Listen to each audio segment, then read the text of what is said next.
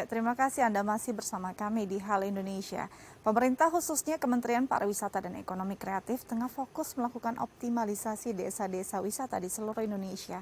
Kemenparekraf juga mengharapkan desa wisata tersebut dapat meningkatkan pertumbuhan ekonomi nasional melalui pariwisata dan ekonomi kreatifnya. Kementerian Pariwisata dan Ekonomi Kreatif atau Kemenparekraf tengah melakukan optimalisasi ratusan desa wisata di Indonesia untuk mendorong pertumbuhan ekonomi.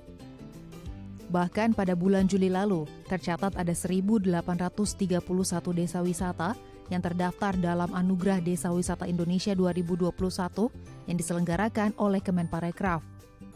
Melalui penganugerahan Desa Wisata 2021 tersebut, Kemenparekraf ingin meningkatkan daya saing para pelaku ekonomi kreatif di lokasi desa wisata yang dikelola oleh masyarakat setempat. Selain itu, untuk meningkatkan kualitas desa wisata, Kemenparekraf juga akan memberikan pembinaan dengan membantu meningkatkan literasi digital serta meningkatkan kreativitas masyarakat. Ya, dan untuk membahas lebih lanjut bagaimana bentuk optimalisasi desa wisata untuk meningkatkan pertumbuhan ekonomi, kami akan berbincang dengan Ibu Puji Hasuti selaku Kepala Suku Dinas Pariwisata Kepulauan Seribu. Selamat pagi Ibu, apa kabar? Ya, selamat pagi Mbak, kabar baik dari Kepulauan Seribu, 1000 pulau, 1000 pesona. 1000 pulau, 1000 pesona, luar biasa. Ibu, ini ada gerakan dari Kemenparekraf untuk mendukung optimalisasi desa-desa wisata di seluruh Indonesia, khususnya juga di Kepulauan Seribu. Dari Dinas Pariwisata setempat sendiri, apa yang sudah dilakukan untuk mendukung gerakan ini? Ya, terima kasih Mbak terkait dengan desa wisata. Kami mengucapkan terima kasih kepada Kementerian Parekraf karena kami dari Kepulauan Seribu ada desa wisata Untung Jawa yang masuk dalam 50 besar Anugerah Desa Wisata tahun 2021 ini, Mbak, dan itu sangat mendukung promosi yang ada, atraksi yang ada di Kepulauan Seribu. Untuk desa wisata di Kepulauan Seribu ini, desa wisata Untung Jawa dari 1713 ini salah satunya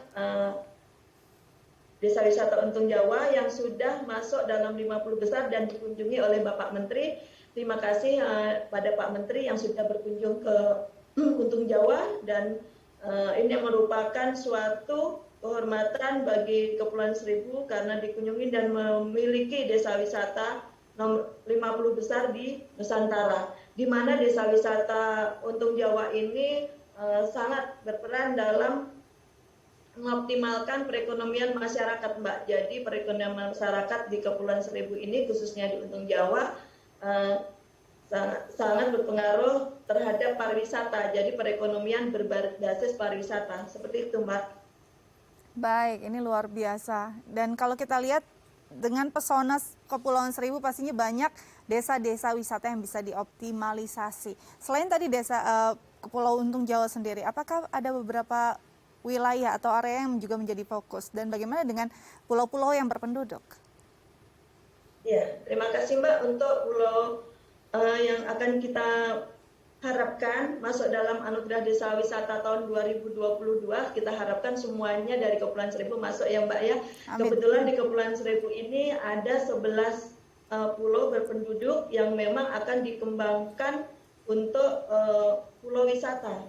Karena perekonomian masyarakat berbasis wisata, jadi memang ada pengembangan dan kita harapkan di setiap pulau penduduk ini memiliki keunikan masing-masing sehingga 11 pulau ini akan menjadi jalur destinasi, dalam arti untuk ke Kepulauan Seribu itu tidak hanya berkunjung ke satu pulau saja, namun diharapkan berkunjung dari pulau satu ke pulau lain karena memiliki keunikan dan atraksi yang berbeda-beda. Seperti di Pulau Untung Jawa ada Kampung Jepang, terus di Pulau Tidung ada Jembatan Cinta. Jadi kita memiliki ikon-ikon tersendiri di setiap pulau itu, Mbak. Baik, jadi memang diharapkan pesona ini bisa saling terintegrasi dari satu pulau ke pulau lain, begitu ya Ibu. Nah, kalau dilihat dari ini, apakah infrastrukturnya sudah benar-benar disiapkan untuk bisa mewujudkan yang tadi Ibu Puji bilang, agar pesona ini bisa saling terintegrasi, setiap ikon dari semua pulau bisa dilihat oleh masyarakat luas? Iya, untuk atraksinya Mbak di 11 pulau ini khususnya di pulau penduduk yang akan dikembangkan ini sebenarnya kalau atraksi untuk wisata Kepulauan Seribu ini kan lebih ke wisata alam ya Mbak, ya, Ya. wisata bahari, wisata alam. Jadi kita mulai dari situ kita sudah persiapkan baik itu oleh pengelolanya yang dalam hal ini adalah Kopdarwis dan dari Sudin Parekraf sebagai pembinanya kita sudah mempersiapkannya Mbak. Terkait dengan atraksi-atraksi, baik atraksi untuk water sportnya, untuk atraksi untuk pantainya, dan yang lain-lainnya. Namun di luar dari atraksi alam tersebut, kita memang berharap adanya atraksi buatan seperti Kampung Jepang tersebut, Mbak, dan ada yang akan dibangun adalah oleh Pemkab tentu saja memerlukan dukungan dari CSR itu ada Bukit Pelangi yang nantinya akan bangun di Lancang. Namun untuk saat ini kita tetap mengembangkan potensi-potensi yang ada dulu Mbak, yang termasuk di dalamnya adalah wisata mangrove, wisata edukasi, wisata konservasi seperti itu Mbak. Baik, jadi memang untuk Kepulauan Seribu, untuk alamnya, wisatanya tidak perlu ditanyakan lagi, pastinya kaya dengan keindahan. Bagaimana dengan kearifan lokal, Ibu? Apakah memang ada pendampingan khusus juga yang dilakukan oleh pemerintah daerah setempat untuk bisa mendampingi para pelaku UMKM mungkin di sana untuk bisa lebih lagi kreatif dan juga mungkin lebih potensial juga untuk dijual kepada wisatawan?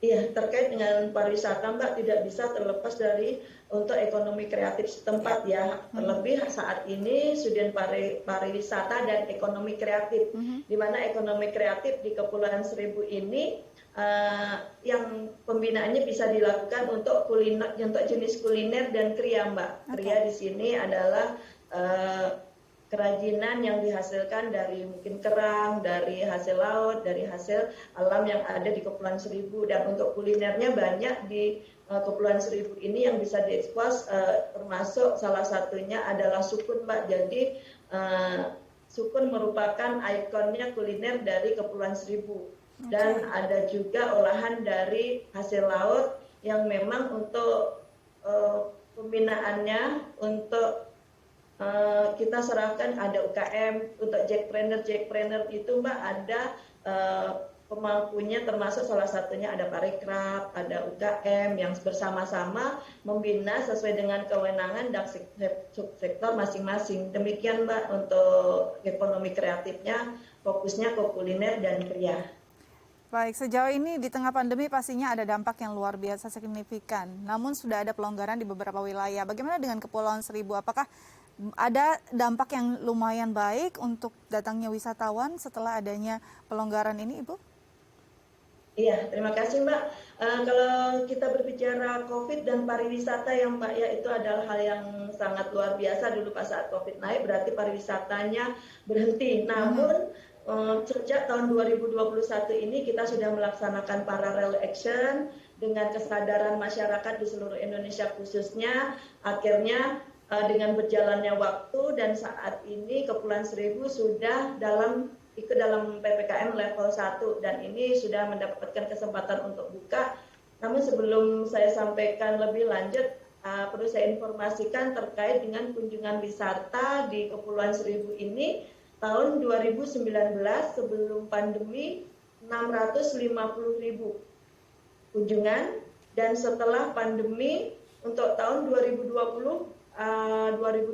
itu menurun 67% menjadi 237.000, dan tahun 2021 ini sampai dengan bulan Oktober sudah ada 124.000.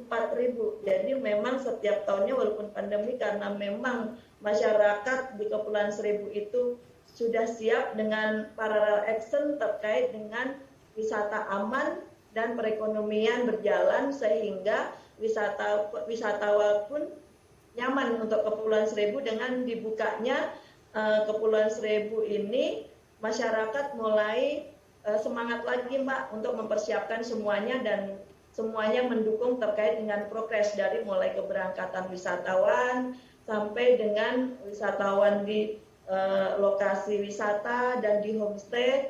Semua pengelola industri pariwisata mendukungnya terkait dengan prokesnya Mbak, itu yang nomor satu. Dan perlu saya sampaikan juga terkait dengan vaksin untuk Kepulauan Seribu, untuk wilayah Kepulauan Seribu ini untuk dosis 1 sudah mencapai 96% dan untuk dosis 2 itu 82%, Mbak. Ini adalah hal yang luar biasa, dukungan dari masyarakat terkait dengan masa pandemi dan COVID ini, Mbak. Terima kasih. Baik, terima kasih banyak Ibu Puji dari Kepulauan Seribu. Semoga ini bisa jadi program yang bisa membuat Kepulauan Seribu lebih baik lagi dan pesonanya makin dilirik oleh masyarakat dunia. Terima kasih banyak sudah berbagi bersama kami di Halo Indonesia. Tetap jaga kesehatan, selamat kembali beraktivitas. Ya, terima kasih Mbak. Pulau Seribu pesona. Baik, Pulau Seribu pesona. Pemirsa jangan kemana-mana, usai jeda kita akan kembali. Tetap bersama kami di Halo Indonesia.